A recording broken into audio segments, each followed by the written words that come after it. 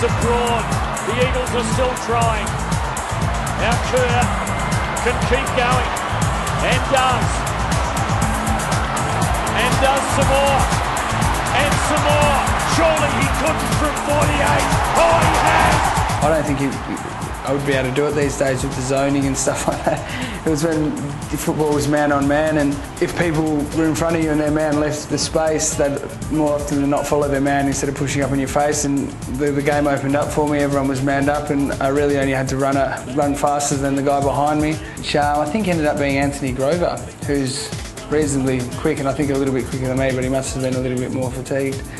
And yeah, I ended up having a few bounces and kicking the goal and got goal of the year, which is nice. My sister's still driving the car. Yeah, great goal, you know, running from half back all the way, and had some great protection along the way.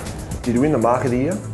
No. He probably should. He's saying he should have when he took that hang over Scotty Burns. But really, Burns is only 4'2", so he didn't actually get that high. And I had to run next to him, as you do when someone's carrying the ball. You always got to have someone next to you to either talk to him and tell him how high he is or how much room he's got, and I had to run the whole way. And in the end, obviously he's fairly fast, Kerr, and I was screaming at him saying, keep going, because he kept getting further and further away from me because I couldn't keep up with him, and he had the ball in his hand. So yeah, it was one of those things. It was pretty good to be involved, even though when his highlight comes up, I'm just behind him, just like with the head wobble and that. So it was quite a good moment.